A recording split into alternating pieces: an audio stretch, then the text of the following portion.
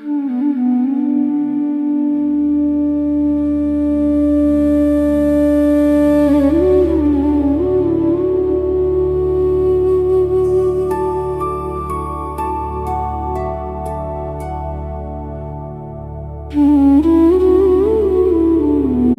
सीता रामचंद्राभ्याम नमः। जय श्री राम। प्रिय श्रोताओं, अयोध्या धाम की महिमा श्रृंखला के 8वें अध्याय में आपका हार्दिक स्वागत है। पिछले अध्याय में हमने सुना कि किस प्रकार श्री राम, माता सीता और लक्ष्मण अयोध्या से वन की ओर प्रस्थान कर गए और उनके वियोग में पूरी अयोध्या शोक में डूब गई। आज की कथा है भरत के प्रेम की। एक ऐसा प्रेम जिसमें राज्य का कोई मोह नहीं था, एक ऐसा प्रेम जिसमें अपने बड़े भाई के चरणों के अतिरिक्त किसी और वस्तु की इच्छा नहीं थी, और एक ऐसा प्रेम जो राम कथा में सदैव अमर रहेगा। श्री राम के वन चले जाने के समय भरत और शत्रुघ्न अयोध्या में नहीं थे। जब वे वापस लौटे तब उन्हें अयोध्या का वातावरण देखकर बहुत आश्चर्य हुआ। नगर में उत्सव नहीं था, लोग प्रसन्न नहीं थे, राजमहल में भी शोक छाया हुआ था। भरत ने जब अपने पिता महाराज दशरथ के बारे में जाना और फिर श्री राम के वनवास का समाचार सुना तो उनका हृदय टूट गया। उन्हें जब यह ज्ञात हुआ कि यह सब उनकी माता कैकेयी के वरदानों के कारण हुआ है, तब भरत ने इस निर्णय को स्वीकार नहीं किया। उन्होंने राज्य को अपना अधिकार नहीं माना। उनके हृदय में केवल एक ही भावना थी, मुझे श्री राम को वापस लाना है। भरत ने स्पष्ट कर दिया कि वे उस राज्य को स्वीकार नहीं करेंगे जो श्री राम के अधिकार का था।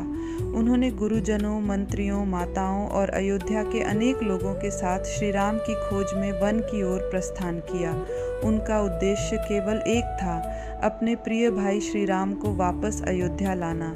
भरत की यह यात्रा केवल वन की ओर जाने वाली यात्रा नहीं थी, यह प्रेम की यात्रा थी, यह त्याग की यात्रा थी, यह उस भाई की यात्रा थी जिसने राज सिंहासन से अधिक अपने भाई के चरणों को महत्व दिया। भरत अंततः चित्रकूट पहुँचे, जहाँ श्री राम निवास कर रहे थे। जब दोनों भाइयों का मिलन हुआ तो वातावरण अत्यंत भावुक हो उठा। भरत ने श्री राम से अयोध्या लौट चलने का आग्रह किया। उन्होंने कहा कि अयोध्या को अपने वास्तविक राजा की आवश्यकता है। प्रजा श्री राम की प्रतीक्षा कर रही है, माताएं श्री राम की प्रतीक्षा कर रही हैं, और वे स्वयं भी श्री राम के बिना अयोध्या का राज्य स्वीकार नहीं कर सकते। लेकिन श्री राम ने पिता की प्रतिज्ञा को सर्वोच्च माना। उन्होंने कहा कि वे 14 वर्ष का वनवास पूर्ण किए बिना अयोध्या वापस नहीं लौट सकते। भरत ने बहुत आग्रह किया, लेकिन श्री राम अपने धर्म से विचलित नहीं हुए। वाल्मीकि रामायण के अयोध्या कांड में भरत और श्री राम के इस संवाद तथा श्री राम द्वारा पितृवचन निभाने के दृढ़ निश्चय का वर्णन मिलता है। तब भरत ने एक अद्भुत प्रार्थना की। उन्होंने श्री राम से कहा कि यदि आप स्वयं अयोध्या नहीं लौट रहे हैं तो अपने चरण पादुकाएं मुझे दे दीजिए। श्री राम ने अपनी पादुकाएं भरत को प्रदान की। भरत ने उन पादुकाओं को अत्यंत श्रद्धा से अपने सिर पर धारण किया। यह दृश्य केवल राम कथा का एक प्रसंग नहीं है, यह भक्ति और समर्पण की चरम अभिव्यक्ति है। भरत ने श्री राम की पादुकाओं को अयोध्या के सिंहासन पर स्थापित किया और स्वयं को राजा नहीं बल्कि श्री राम का सेवक माना। वाल्मीकि रामायण के अनुसार भरत नंदीग्राम में रहकर श्री राम की प्रतीक्षा करते हुए राज्य का कार्यभार संभालते रहे। भरत का जीवन हमें एक महान शिक्षा देता है, जिसे अधिकार मिल सकता था उसने अधिकार का त्याग किया, जिसे राज सिंहासन मिल सकता था उसने उसे श्री राम के चरणों में समर्पित कर दिया। उन्होंने स्वयं को श्री राम का प्रतिनिधि माना। नंदीग्राम में भरत का जीवन अत्यंत सादा और तपस्वी था। उनका मन अयोध्या के राजसी सुखों में नहीं बल्कि श्री राम की प्रतीक्षा में लगा था। वे दिन गिनते रहे, एक एक दिन, एक एक क्षण, केवल इस आशा में कि 14 वर्ष पूर्ण होंगे और श्री राम वापस अयोध्या आएंगे। प्रिय श्रोताओं, कल्पना कीजिए उस दृश्य की, अयोध्या का सिंहासन, उस पर विराजमान श्री राम की पावन चरण पादुकाएं और सामने हाथ जोड़कर खड़े भरत। यह दृश्य हमें बताता है कि सच्चा प्रेम अधिकार नहीं मांगता, सच्चा प्रेम समर्पण करता है। भरत ने श्री राम को केवल अपना भाई नहीं माना, उन्होंने उन्हें अपना स्वामी, अपना राजा और अपने जीवन का आधार माना। यही कारण है कि राम भक्ति की परंपरा में भरत का नाम अत्यंत श्रद्धा से लिया जाता है।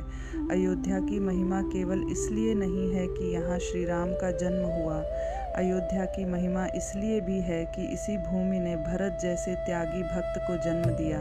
श्री राम हमें धर्म सिखाते हैं, माता सीता हमें समर्पण सिखाती हैं, लक्ष्मण हमें सेवा सिखाते हैं और भरत हमें निष्काम प्रेम और त्याग सिखाते हैं। आइए आज हम अपने जीवन में भी एक छोटा सा संकल्प लें। हम अपने संबंधों में प्रेम रखेंगे, जहाँ संभव होगा त्याग करेंगे, दूसरों के अधिकार का सम्मान करेंगे और अपने जीवन में भगवान के चरणों को सर्वोच्च स्थान देंगे।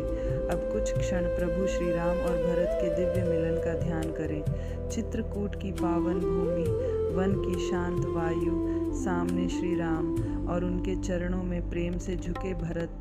अब श्रद्धा से बोलिए, श्री राम जय राम, सीताराम सीताराम सीताराम। हे प्रभु श्री राम, हमारे हृदय में भरत जैसा निष्काम प्रेम उत्पन्न करें। हमें अपने चरणों में सच्ची भक्ति और समर्पण प्रदान करें। हमारे जीवन से स्वार्थ, अहंकार और लोभ को दूर करें और हमें धर्म के मार्ग पर चलने की शक्ति दें। अगले अध्याय में हम सुनेंगे एपिसोड 9, चित्रकूट से दंडकारण्य तक, श्री राम का वन जीवन। इस अध्याय में हम जानेंगे कि श्री राम, माता सीता और लक्ष्मण ने वन में किस प्रकार जीवन बिताया, आर्षि मुनियों से उनका मिलन कैसे हुआ और वनवास ने राम कथा को किस प्रकार आगे बढ़ाया। जय श्री सीताराम।